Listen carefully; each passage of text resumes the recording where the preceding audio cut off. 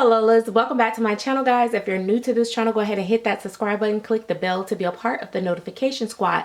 Right now, go ahead and stop whatever you're doing and hit that thumbs up. If you have time, make sure you leave me a comment below. Don't forget guys to grab your merch. That is something that I've been adding different things slowly. Eventually I'll like discontinue certain stuff and add new stuff. So, you know, once you click on it, just open it up and see all the different things. There's different colors, different sizes. Make sure you pay attention to the size. There's newborn all the way up to like 12 month, I think, or something like that. So make sure you pay attention to the sizes.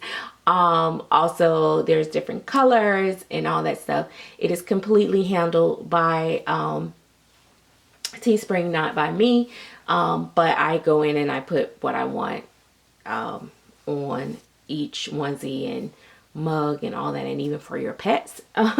So yeah, so that is something that I want you guys to start taking a look at. It's okay if you don't, but if you do, it's greatly appreciated. And did I tell you guys, all my Lolas that wanted my new logo on a onesie, those are available in the store now. So on the back it says Authentic Baby, but I mean, they are different from the ones that I get, but I will, once I get mine here, because I've ordered, I'll do a comparison for you guys. But either way it go, they're high quality and very nice. And so like I said, if you hadn't bought a baby from me recently and you don't have my new design onesie and you want one, there it is. Because a lot of people were asking me about that. I wasn't going to put that one on there, but I was like, you know what, a lot of my Lolas asked me about that. So there you have it. And even if you don't have a baby from me, you can also get it just in support of the channel. But anyway, today I wanted to share with you guys Penelope, and I wanted to share with you guys Matilda.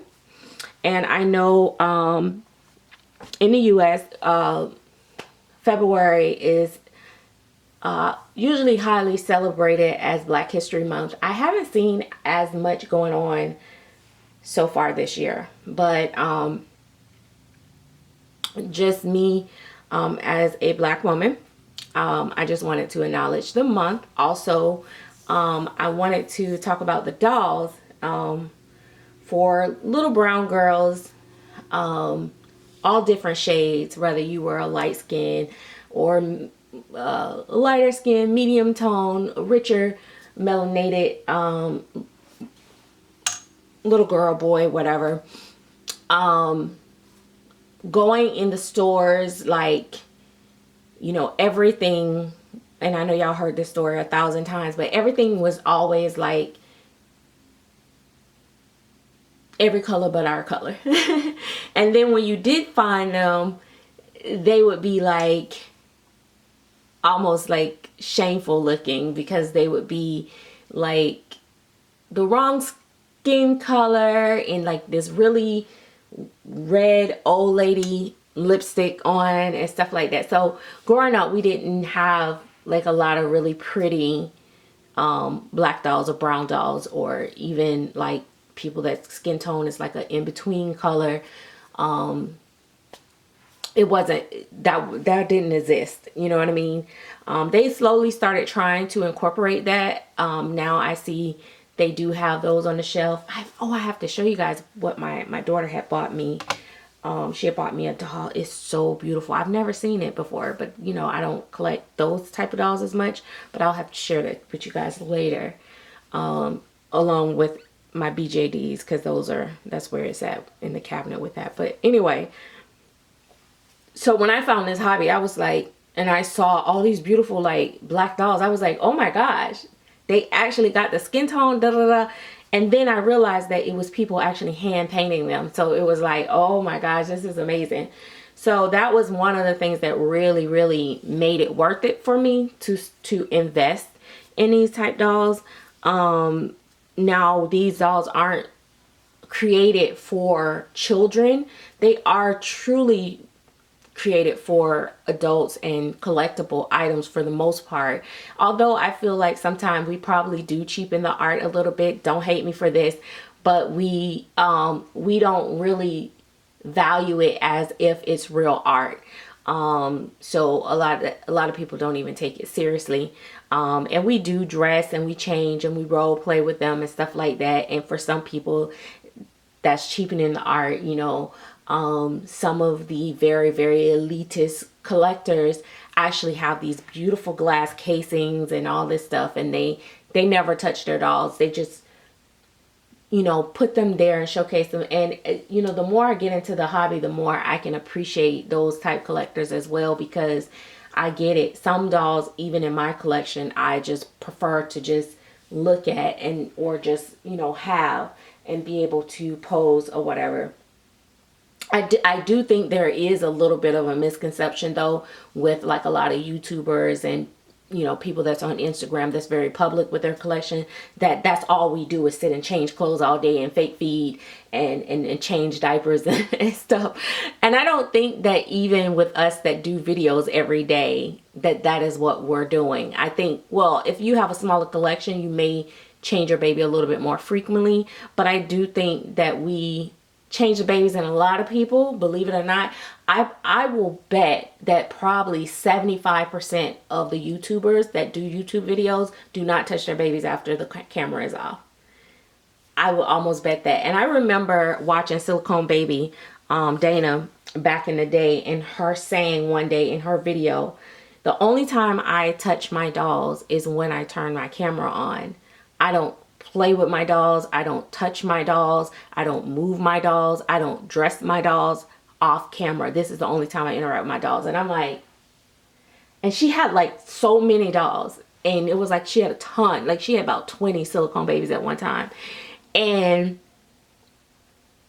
I was thinking like, wow, she must be not a real collector. Like, I was like, that's crazy. Like, you know, that's fake, you know, in my mind. Like, I didn't think she was a bad person, nothing like that, but that's, I'm just being honest, that's what I was thinking. And the more I got into it, I realized that if I really think about it, that's the only time I was actually interacting with my dolls too, because we have adult lives. We have lives that we have to, you know, we have real children, a lot of us that have to cater to them. Those that don't have real children, some of them are aunts and uncles, they're babysitting, they have pets that are like real children that they gotta, you know, walk and feed and groom and entertain, and husbands and, you know, girlfriends and all that stuff. And, you know, we're just real people doing real things, you know.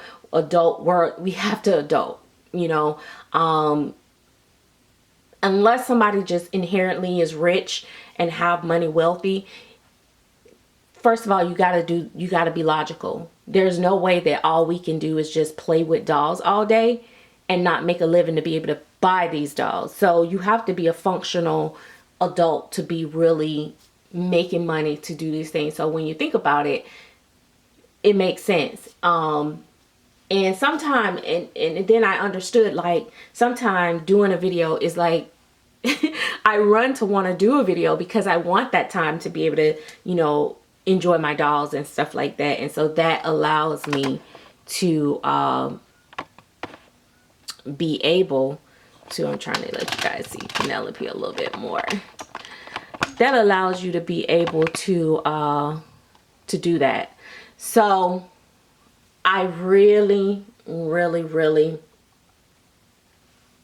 do think that these dolls are amazing. And although they're not for kids, because I got off track like I always do, although they're not for kids, I do feel like that for a mature child that is like, maybe they are like 9, 10 and still, you know, into dolls, and even up, because I actually was still buying dolls up until 16. I bought, for my sweet 16, I bought the newest baby alive, and people thought I was crazy. That's what I took my money and went and bought. So the people, the kids at the high school didn't know that's what I was doing, playing with my dolls. But that's, you know, that's a thing, and I think it's okay, and I think it's completely healthy, and I think I'd rather them play with dolls than to be out here having real babies. So you just want to be mindful that they're not toys. And if you have a child that's kind of destructive and want to be creative with their color crayons and markers and brush the hair all hard and all that and stuff, then the doll is going to get ruined, and that's not going to be on the artist. So I'm not saying these dolls should be sold to kids. They also have glass beads in them, some of them. Silicone is also very expensive. The vinyl have magnets, little small parts that, you know, a small child could choke on if they were to get the doll open. Even though I think that's a little hard to do, but kids are very good. So, but I don't think that it's the worst thing. I think cuddle babies are nice for, you know, mature, older kids that are, you know how to take care of their things and stuff like that. I think that's a segue into them becoming a doll collector or really enjoying the dolls. But I think that it's nice that in this hobby, you can pretty much have a doll that represent yourself, your inner child, or, you know, your little girl. If she's a redhead, you know, you might, you know, on the store, I don't know, I haven't looked at dolls lately, but Walmart might not have, Target may not have as many redheads with freckles, or maybe they have a, you know, a odd birthmark in their face or something, or maybe they are brown skin and but with a lighter color hair, or brown skin with, you know, really, really dark hair, or really straight hair, or really curly hair, or really like the kinky twist hair, or, you know, maybe they are just a lighter skin tone, but not Caucasian, and you can't find that. Well, this doll industry here actually allows you to be able to do it. And maybe it's a Hispanic child, or, you know, Asian, or whatever. You usually can't find those things in the store a lot of times. At least when I was growing up, it wasn't a lot of them. I don't think it's changed that much. I think they do have some, but I don't think that the shelves are full with them. It's usually like, you know, a low percentage compared to just regular straight Caucasian dolls. So, and I do think representation is important for little girls and boys, because I feel like, you know, it's the beginning of the part of self-love, appreciating the beauty in your own skin tone and your own texture of hair, and, you know, whatever that makes you unique or whatever. I think that it is very, very important, starting small on, for them to be able to embrace that. To, not saying it's wrong for you to give, you know, a little brown girl a Caucasian doll or whatever, but I think that they should be able to, you know, look at a brown doll and say, oh my gosh, it's so beautiful like me. You know what I mean? Like that type thing. So, and vice versa. That redhead should be able to say, oh my gosh, it's got red locks like me, you know? So I love that. And I love it for us as adults that we're able to reach back and be able to get that we didn't get to get growing up. So anyway, that's a little bit of part that makes me really attached to this hobby. It's not all of the reason why I collect, but it's definitely a big part of it. I do find comfort in, you know, picking up the dolls and holding them. The weightedness of the weight, the heaviness of the dolls is very soothing. I'm going to show you guys something. I don't know, it's dry, but I'll probably just I won't bring it. She'll probably be okay to sit. I'll show y'all. I had her like propped. She was just like propped up because her hair was oh, you gonna fall. wait. Oh no, wait, you guys can't even. I was trying to do her hair.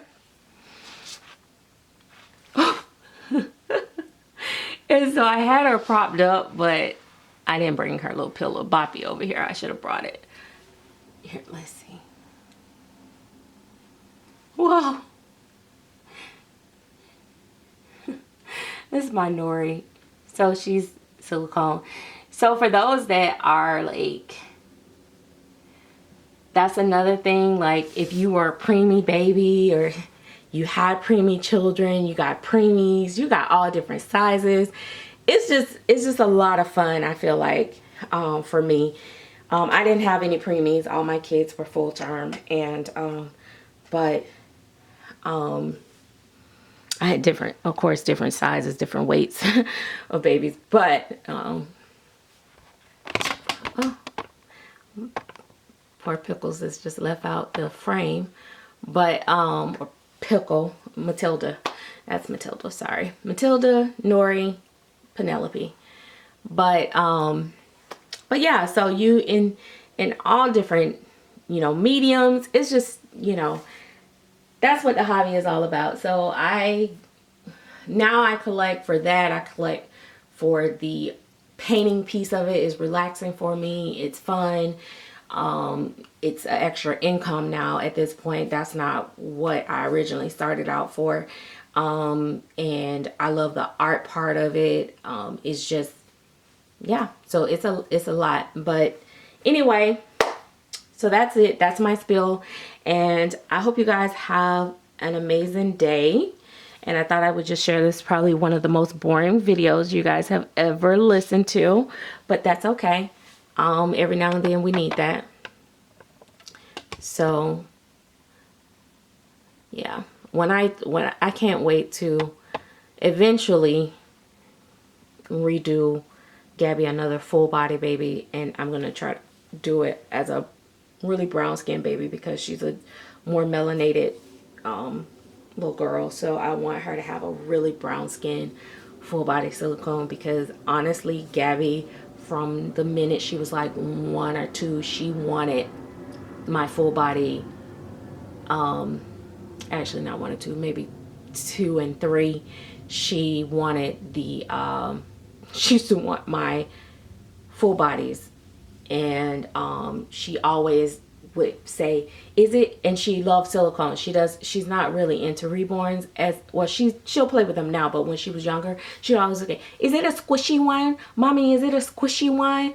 Because that's what she liked. So I'm thinking she wasn't really, I made her a cuddle and she really wasn't, I could tell she really wasn't interested in it. She appreciated the fact that I was painting it for her. It'll always still be hers. But she kind of like, I asked her, did she want to take it in her room, and she wanted to leave it in there. She was like, yeah, you can leave it in there. But I noticed when she had her full body before, she kept it in her room. So, and that was like a boo-boo baby. So I want to do her one specifically made just for her eventually. And it takes time, and that's crazy. Like, you paint for all that, and I'll get to that. But I think I want to do a really small preemie like type one for her. And I know she's gonna put it in the bathtub and all that stuff, but that's why I'm gonna buy like a more inexpensive full body and stuff. And I may even, the one that I got from Jennifer Costello, now that I think about it, I may even possibly paint that one for her, but I'm not sure, because I'm thinking I want to do it at least probably Nori size for clothes purposes and diapers and all that stuff, but we'll see. But anyway, that's that. And I got a granddaughter now, so that's another chance for me to get me a doll collector in the family. And she likes dolls a lot right now, so I probably will make her first baby will be a reborn. And I won't put any glass beads in it really. I'll probably just stuff it with polyfill, and I won't give it a magnet. I'll probably try to do one with, she has a little one that someone gave to me to paint for her, so I will do that one for her. But when I do another one, it'll have an open mouth, so she could just still use a pacifier but not need a magnet, just because she's so little. She'll be 4 this year, so she's still too little. And she is one of those kids that will figure out how to take that doll apart. So, and I don't recommend that age, that young of an age, collecting these type dolls. It's just that, you know, when your grandma paints and stuff, it's not going to be that big of a deal for me as it would. I mean, it's going to take time out of my schedule, but it won't be, you know, as costly and stuff like that. But anyway, y'all don't care about none of that. But hope you enjoyed the babies. We'll talk to you later. Oh, really quick. This is Penelope is Greta by Emily Jameson. Nori is the Nori Sculpt by Jennifer Sussman Price. Matilda is Pickle by Nikki Johnston. And that's it, guys. Thank you.